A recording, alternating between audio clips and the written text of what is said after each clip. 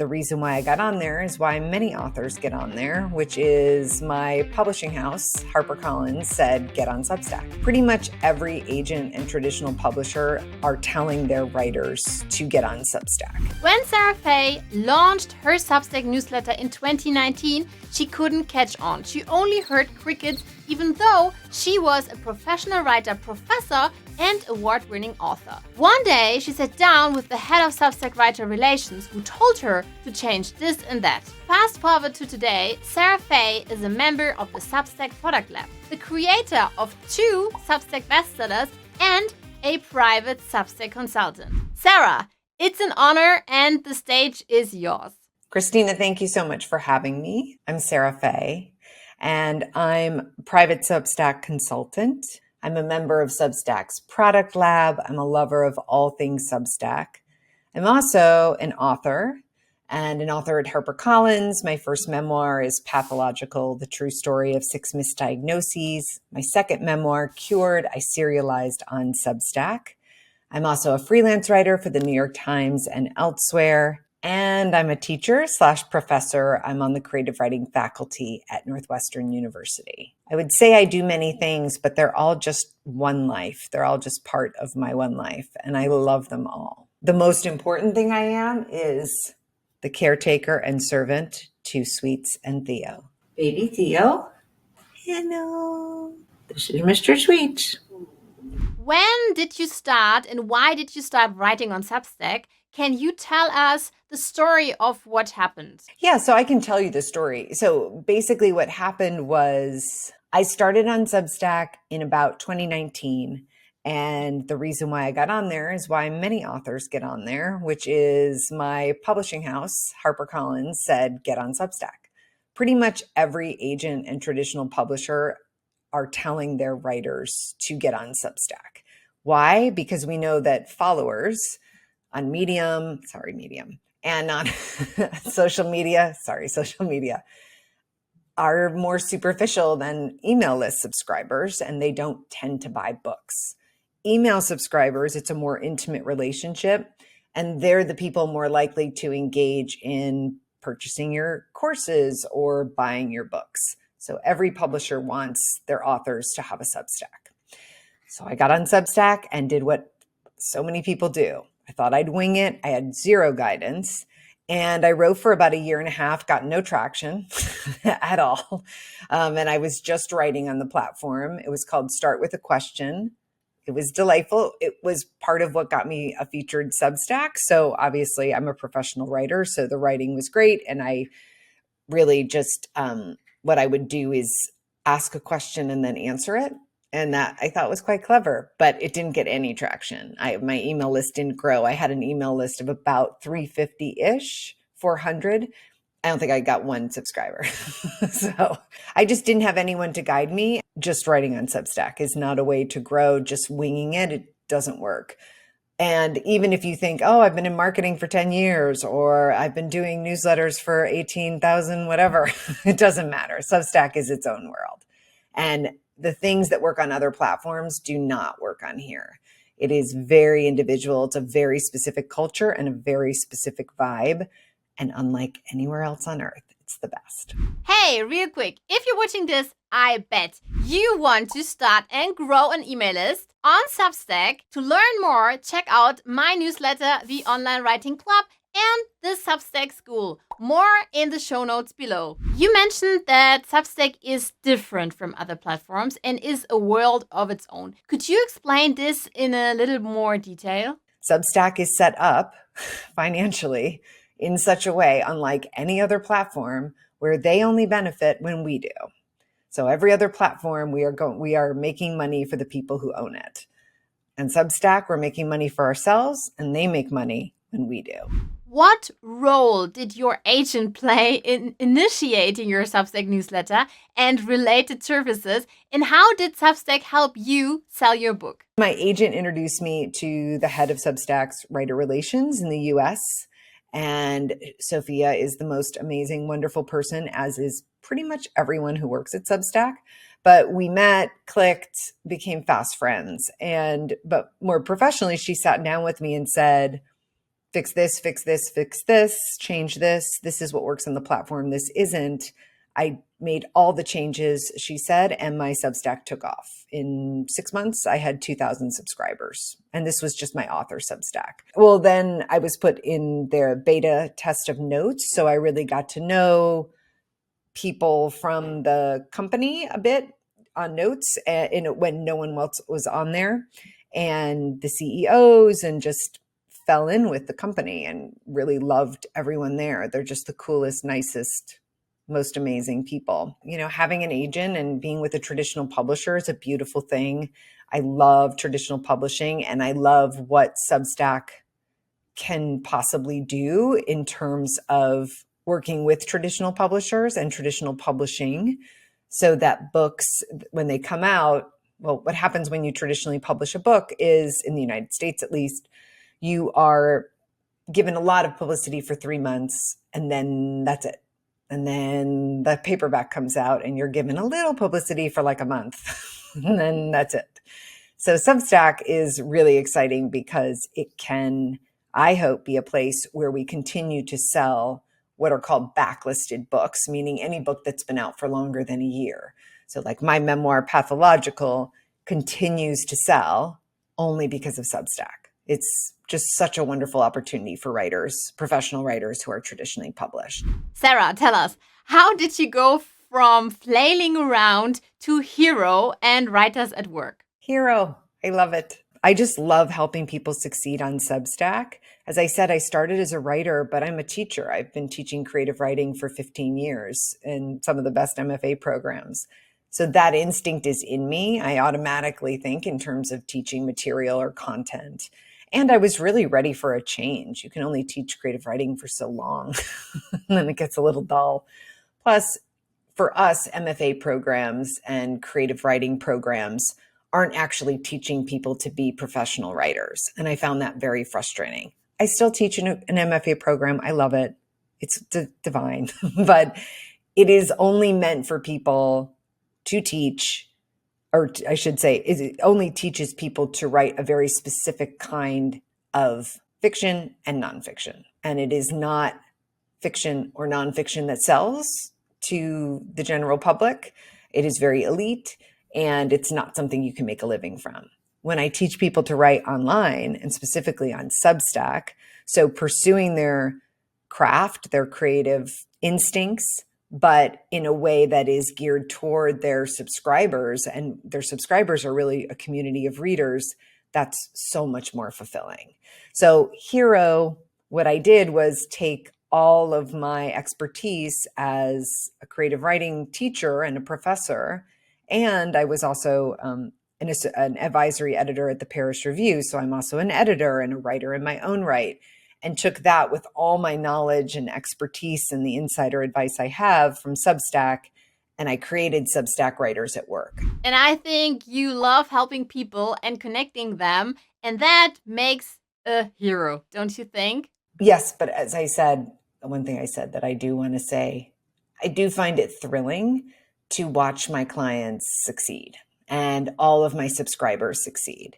So hitting 100 subscribers or 1,000 paid subscribers or 10,000 subscribers, whatever it is, I get so much joy out of that, and so much joy in connecting my subscribers with each other, with more prominent people on the platform. I have prominent people in my community, just really being able to help everyone. That's what being a hero is, and I love it. It's the best. How exactly did you refocus your newsletter or newsletters? With my author newsletter, I refocused it in serializing my second memoir. That is a longer story, but HarperCollins had optioned my second book. I wrote it. We went to them with it, and my agent and I and my editor there discussed it. And we decided to serialize it on Substack for many reasons. One is it's called Cured, and it's about my full recovery from mental illness. And I wanted to really change the way we talk about mental health in the world and in the US. And what my agent said to me was, books don't spark social movements, a Substack can.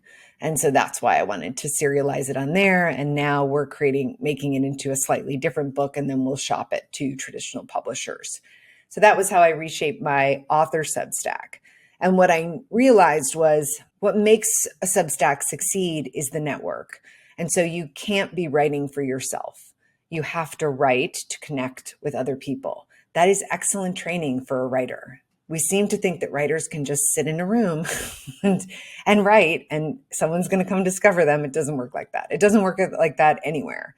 And it's better to get used to speaking to your subscribers. If you're a professional and from a very different field and coming onto Substack for different reasons, so if you are a thought leader or a business person or a life coach, whatever you might be doing, and you're coming to Substack, the same thing holds true.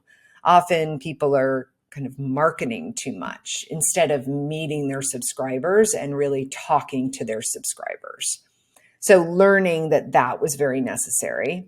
And then the other way that I reshaped my Substack presence was I created a second Substack, which is Substack Writers at Work, and that's my teaching Substack. So essentially I have two Substacks. Is having multiple Substacks a good advice then?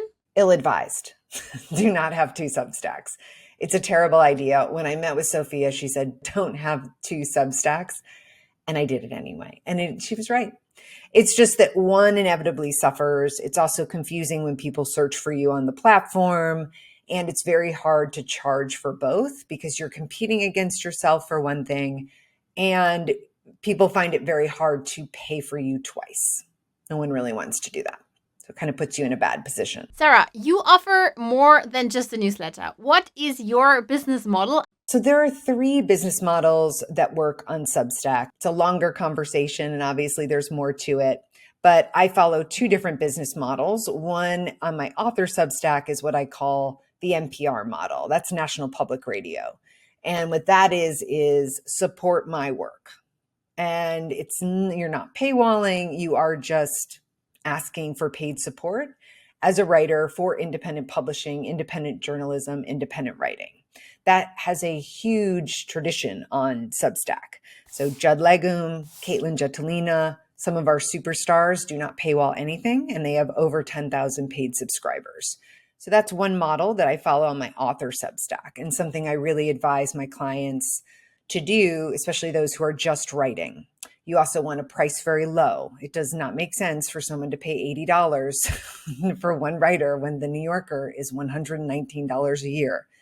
It's just never going to make sense. So then the other model that I follow is the service model. And these models you can't get anywhere but me. This is how I came up with these. And the reason why I know that they work is from working with hundreds of private clients and working with thousands at Substack Writers at Work. So I've seen what works and what doesn't. And these 3 models do work. So the service model is what it sounds like. You're offering some sort of service. On Substack Writers at Work, I offer a lot. So I offer all paid subscribers get the 2 keys to success on Substack in 2 on-demand videos that are workshop replays that they can access at any time at their convenience. They also get insider tips on how to build a loyal readership and earn an income. And those happen in our bi-monthly live workshops, and the replays are always available for that. I also have created community in 2 ways. Paid subscribers get access to all of our community threads. These are Friday threads. We now call them office parties because they are just wild and fun. We have 3,000 comments in one, and it's just really a fun place. And basically I use it as a space to promote the people in my community so that the people in my community can have their work read. I always set up the threads so that all of my subscribers are spotlighted. They are meeting each other. Other people are finding their work. That's the goal of that. Paid subscribers get access to that. And then I also have a headline hub that's in the chat.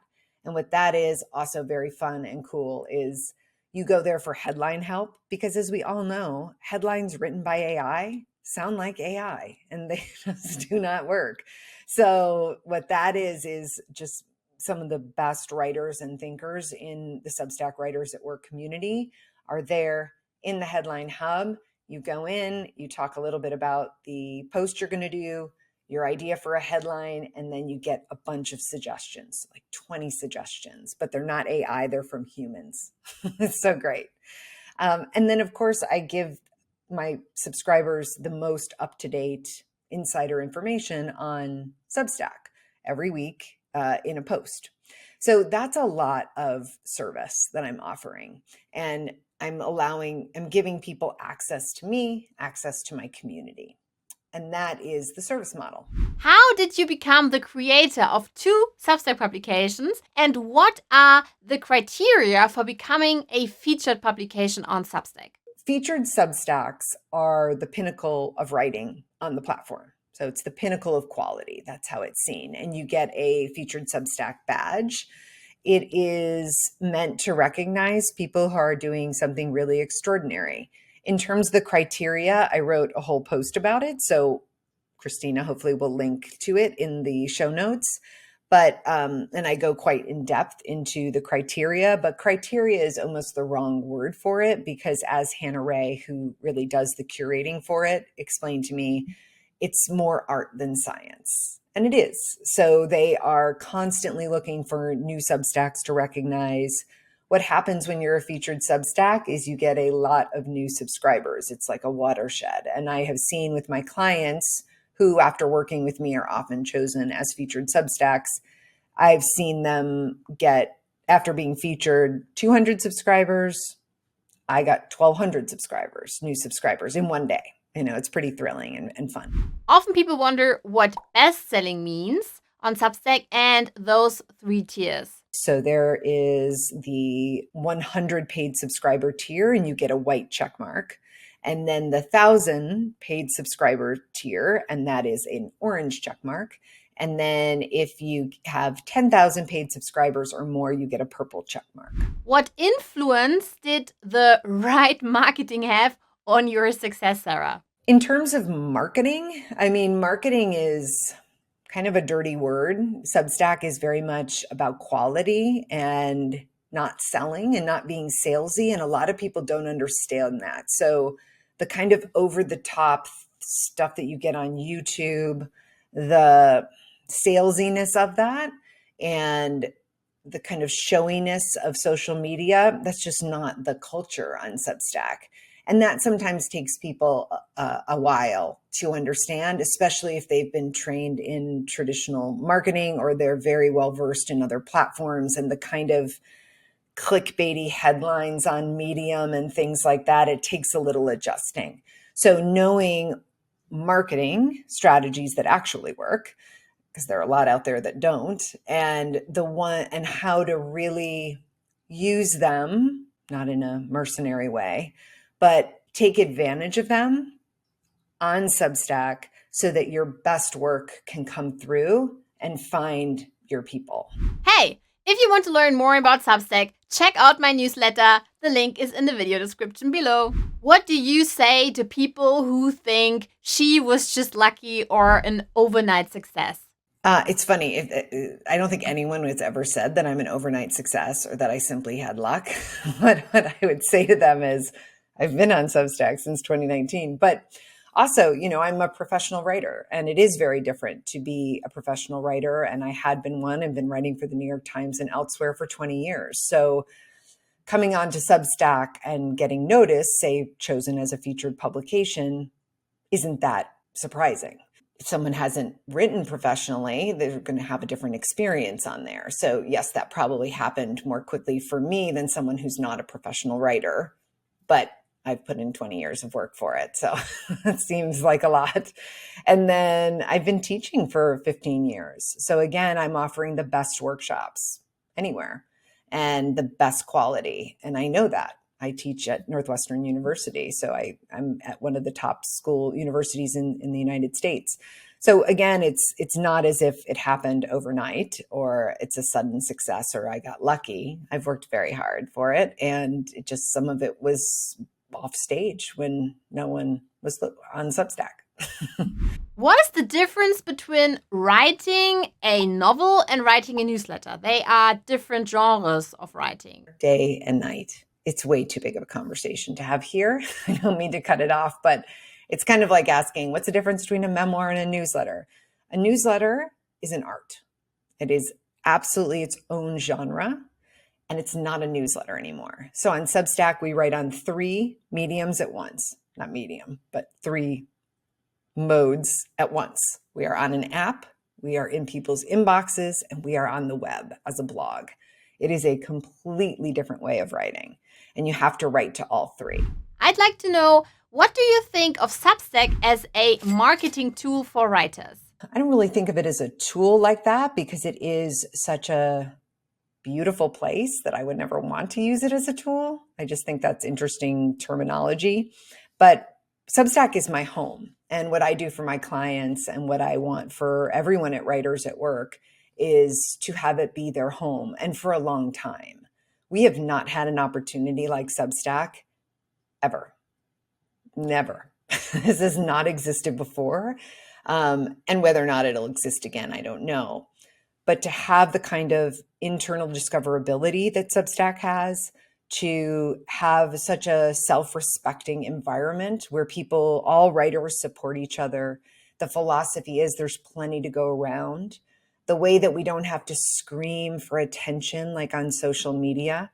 The fact that the algorithm doesn't reward frequency like on Medium, so you are just churning out whatever you can. That's not writing, that's just churning words out. So to have this opportunity to create a home for ourselves, and then it's a place also where we get our subscribers to our other offerings. So one-to-ones, courses, books, whatever it might be. That's how I see it. I don't see it as a marketing tool. I see it as a place where I would plan to be for the next, as long as I can, until I die, if possible.